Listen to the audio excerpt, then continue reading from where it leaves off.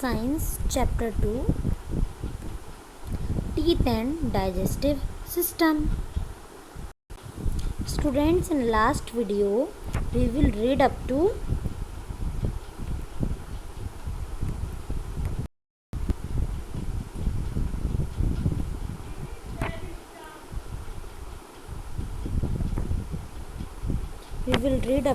visit a dentist in every 6th month. We completed the topic till here. Okay, today I am going to teach you about digestive system. Listen carefully. We eat a variety of food every day. The food we eat is broken down into simpler substances so that the nutrients in food can be absorbed by our body.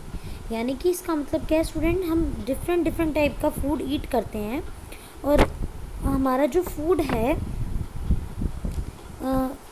हम जिस food को हम खाते हैं वो क्या होता है, ताकि बॉडी उसको एब्जॉर्ब कर सके, उसके अंदर से न्यूट्रिएंट एब्जॉर्ब कर सके, तो वो बहुत सारे पार्ट्स में ब्रोक डाउन हो जाता है, टुकड़ों में, बहुत ज़्यादा सिंपल टुकड़ों में टूट जाता है, छोटे छोटे टुकड़ों में, ताकि हमारी बॉडी उसके अंदर से न्यूट्रिएंट्स और सब्सटेंसेस को एब्जॉर्ब कर सके.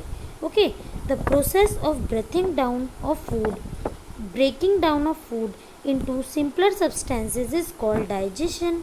Many organs work together to digest the food. These organs form a system called digestive system. यानी कि ये जो प्रोसेस है, जो आपका फूड है, ये जो सिंपल सब्सटेंसेस में ब्रेक डाउन हो जाता है, टुकड़ों में टूट जाता है, इस ब्रेक डाउन होने की जो प्रोसेस को हम बोलते हैं डाइजेशन. ओके, और बहुत सारे हमारी बॉडी के बहुत सारे ऑर्गन मिलकर काम करते हैं, तब जाके हमारा जो फूड है वो डाइजेस्ट हो पाता है. और जब बहुत सारे ये जो ऑर्गन है मिलके एक साथ काम करते हैं, इन सब ऑर्गन्स को एक साथ बोला जाता है इस सिस्टम में digestive system. Okay, let's watch, come to the next page. Process of digestion. देखिए स्टूडेंट्स, ध्यान से देखिएगा, ये हमारे बॉडी के डाइजेस्टिव सिस्टम के कंपोनेंट्स हैं. Mouth and mouth cavity, that means mouth hole, ठीक है. Pharynx, oesophagus, that is your liver. Gall bladder, large intestine. Rectum, here is your stomach. Pancreas and small intestine. Watch this diagram carefully. You have to draw this diagram in your notebook also. This is the diagram of digestive system, components of digestive system. You have to draw this diagram in your notebook and you have to label it also. Okay, I am going to explain you about all the organs of our digestive system. Let's come to the new page.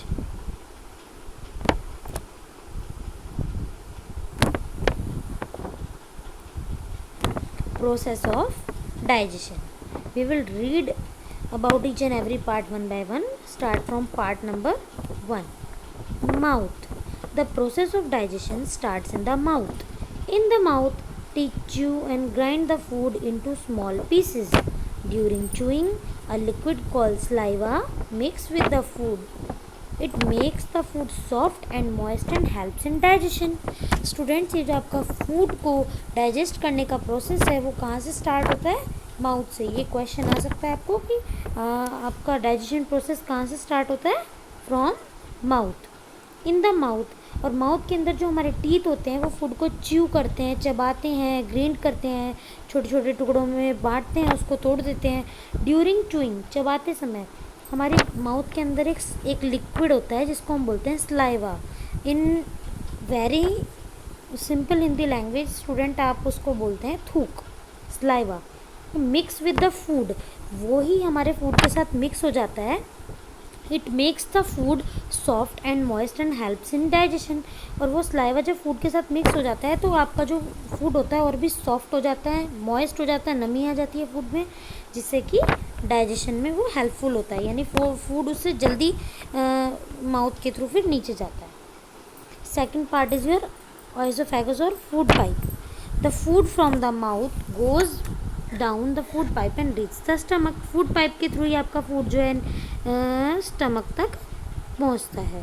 Okay, stomach. Part 3, stomach. The stomach is a sac-like organ where digestive juices break down the food further.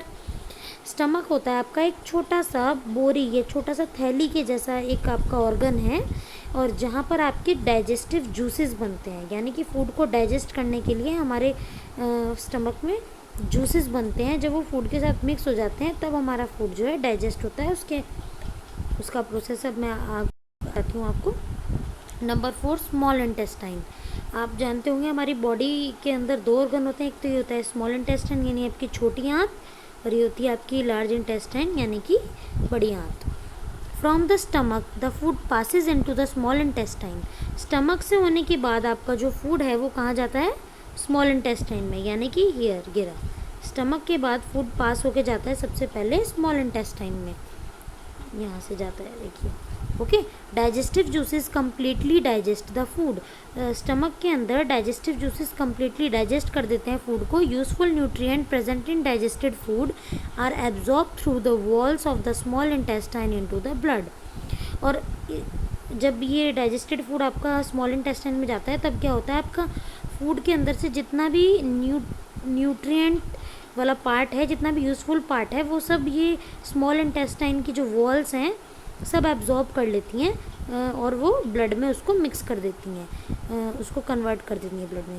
और blood carries these nutrients to all part of the body, और फिर blood के through ये सभी nutrients आपके बाकी body parts तक पहुंच जाते हैं। Okay, then liver. लिवर है ये, this is your liver. It produce a digestive juice called bile. Liver के अंदर एक डाइजेस्टिव जूस बनता है जिसका नाम होता है आपका bile, that helps in the digestion of food. जो इसका बहुत इंपॉर्टेंट प्रोसेस है कि हम फूड के डाइजेशन में हेल्प करता है। Bile moves into the small intestine for digesting the food. ये जो बाइल है ये मूव होके स्मॉल इंटेस्टाइन में जाता है, जिससे कि आपका फूड बिल्कुल अच्छे से डाइजेस्ट हो जाता है। Okay, then 6th is large intestine. Food that can not be digested in the small intestine comes into the large intestine. It absorbs water from the undigested food and forms feces. अब large intestine में क्या होता है students, जो part food का जो part आपका small intestine digest नहीं कर पाता है तो वो कहाँ जाता है आपका लार्ज इंटेस्टाइन में। फिर लार्ज इंटेस्टाइन में उसके अंदर से सारा वाटर एब्जॉर्ब हो जाता है, फूड के अंदर से सारा वाटर सोख लिया जाता है, और जो भी आपका अनडाइजेस्टेड फूड होता है वो किस में चेंज हो जाता है? फेसेस में। ओके स्टूडेंट्स, और जो फेजेस है यानी undigested waste in our body, और एनस के थ्रू आपका अनडाइजेस्टेड जो वेस्ट है वो एनस के थ्रू पास आउट हो जाता है। Okay students, hope you understand the process of digestion. Okay, next is healthy eating habits. Always चू द फूड वेल। फूड को अच्छे से, आपको हमेशा फूड को अच्छे से चू करना चाहिए, अच्छे से चबाना चाहिए। Eat a balance diet to stay healthy. Healthy रहने के लिए ऑलवेज आपको बैलेंस डाइट खानी चाहिए। Eat fruits and vegetables every day. Daily fruit and vegetable खाने चाहिए। Drink plenty of water. बहुत सारा पानी पीना चाहिए। Always wash your hands before and after meal. खाना खाने से पहले और खाना खाने के बाद आपको अच्छे से अपने हैंड्स को वॉश करना चाहिए।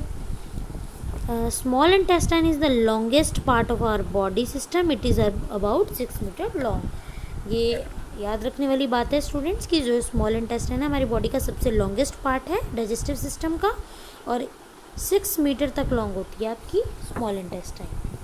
Students, these are the fill in the blanks. Give me the answers one by one. Okay, we should brush our teeth dash daily. We should brush our teeth. हमें अपना टीथ को कितने time brush करना चाहिए? Twice और once?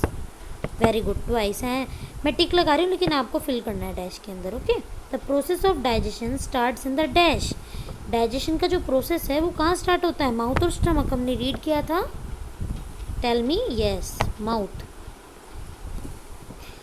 Dash produces a digestive juice called bile. अब ये digestive juice है बाइल आपका कहाँ पर प्रोड्यूस होता है? लिवर और स्टमक। लिवर। ओके, हमने अभी अभी रीड किया था ना ये चीज़ भी। Faeces pass out of the body through the anus और small intestine. Anus. We should chew our dash well. हमें किस चीज़ को अच्छे से चू करना चाहिए, फूड को और वाटर को। वाटर को तो हम चू कर ही नहीं सकते हैं, फूड। स्टूडेंट्स करेक्ट आंसर को आप डैश में लिखेंगे। Okay, next part is microbes. Microbes are very tiny living organism. Okay, they cannot be seen through naked eyes. They can be seen only through a microscope. Microbes are found everywhere. Some microbes are useful and some are harmful.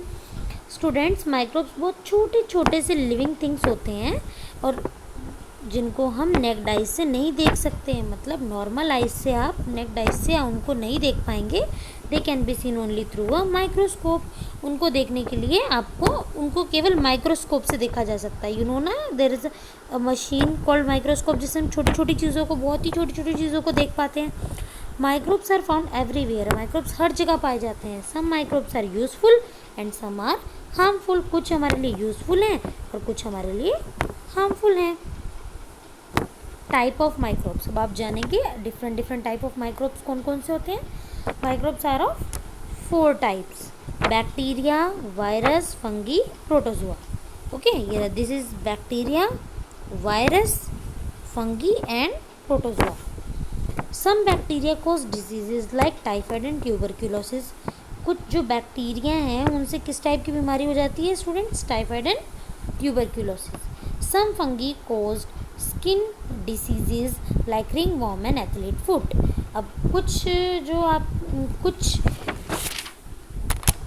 Students, कुछ आपके fungi ऐसे होते हैं जिनसे क्या हो जाता है कि हमें रिंगवॉर्म और एथलीट फुट की बीमारी हो जाती है। एथलीट फुट जैसे पैरों के बीच में हो जाता है, वो स्किन इन्फेक्शन, और रिंगवॉर्म दाग हो जाता है बॉडी में जहाँ पर बहुत इचिंग होती है ना, वो फंगी की वजह से ही होता है आपको। Some viruses cause diseases like polio and common cold.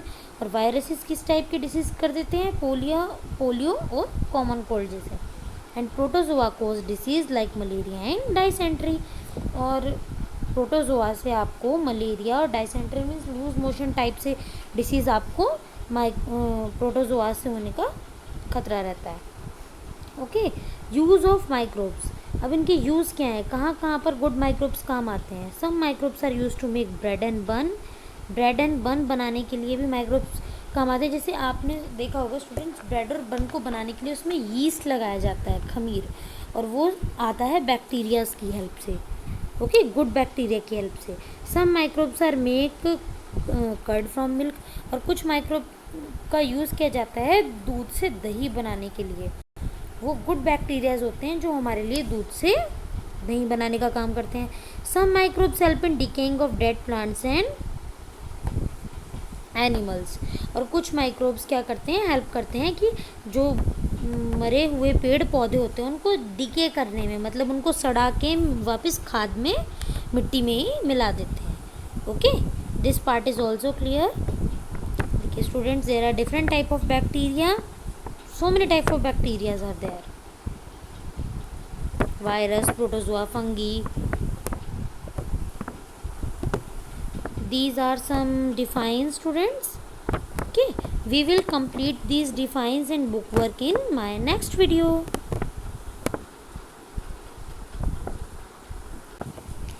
Thank you for watching, students. Hope you understand the chapter. Stay home, stay safe, stay healthy.